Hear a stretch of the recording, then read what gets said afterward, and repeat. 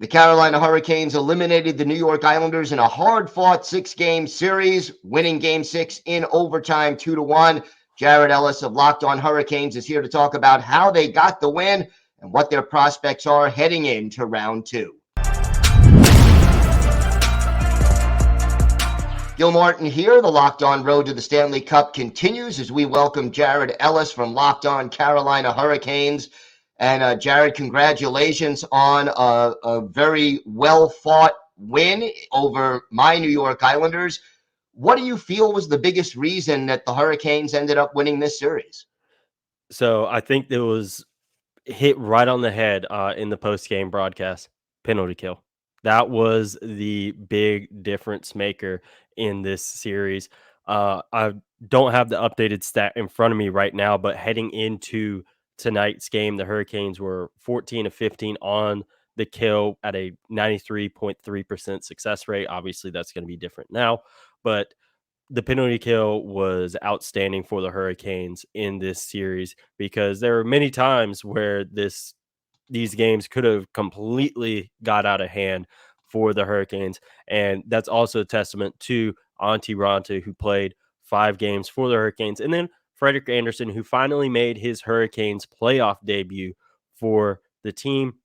He hadn't played in the playoffs since the bubble, so that's quite a while. And a fun stat that was brought up today was that on June 26, 2010, he was drafted by the Hurricanes with the 187th pick. And on today, April 28th, 2023, he finally made his first playoff start for the team. And he was a big reason why in game 6 it didn't get out of hand, because especially in that first period, it could have gotten a lot worse rather than just being down 1-0 second period as well. So it's a big testament to the Hurricanes goaltending as well. No question about it. And by the way, in game 6, add 3 out of 3 more penalty kills for Carolina. Who do you think was the series MVP for the Canes and why? Oh man, yeah, there's a couple guys that could be brought up. I'm going to say Antti Ranta because I think he was stellar this series. Obviously, a couple hiccups here and there. That happens.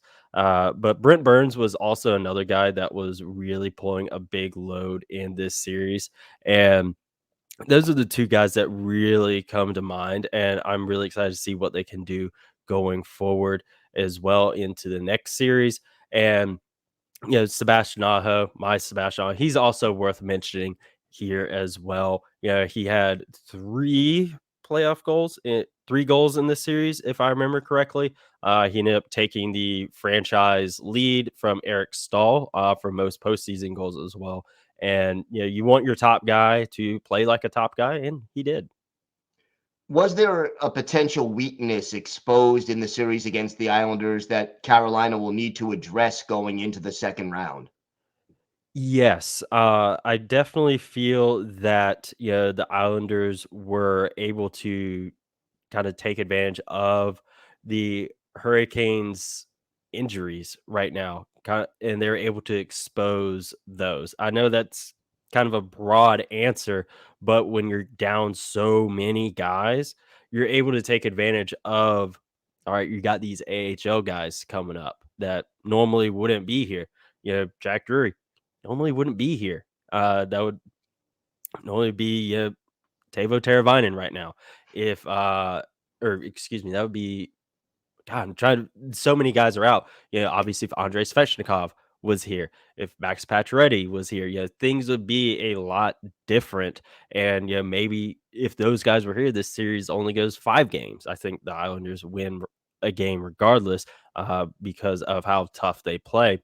But they're able to take advantage of the Hurricanes not having their top guys, and that's going to be something that they really need to buckle down on. And heading into this series against whether it be the Devils or the Rangers. And also another thing, as we're sitting here talking about it, the Hurricanes puck management. I think the Islanders were able to take advantage of that. Some costly turnovers. Saw it in Game 5.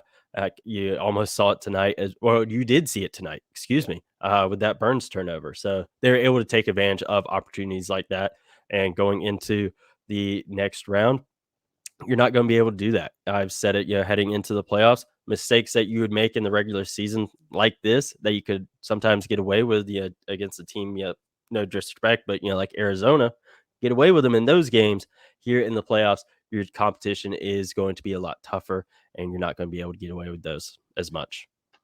So, how does this series win change the long-term outlook for the Hurricanes? And would this playoff run be considered a success now, or does there still need to, do they still need to accomplish more to make it a success?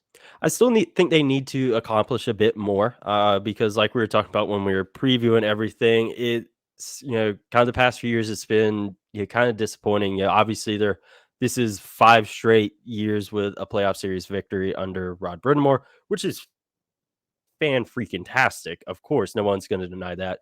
But this team is so loaded, and they're obviously extremely deep roster wise. We're seeing that right now, but you're dealing with those early round exits. I kind of likened it back to the Tampa Bay Lightning in kind of like the mid 2010s, where they just kind of struggled to get over that hump. And it kind of feels like the Hurricanes are right there right now. I think they need to get to back to the conference final for it really to be considered a success, because they are a team that a lot of people peg to win the Stanley Cup or at least get there. So I think they need to win at least one more playoff series for it to really be considered a success and not another disappointing second round exit. That makes sense. Well, thank you so much, Jared. That does it for our Hurricanes clipping station here on the Locked On Road to the Stanley Cup. Be sure to subscribe to or follow Locked On Carolina Hurricanes for free on YouTube or wherever you get your podcasts. The Locked On Podcast Network, your team every day.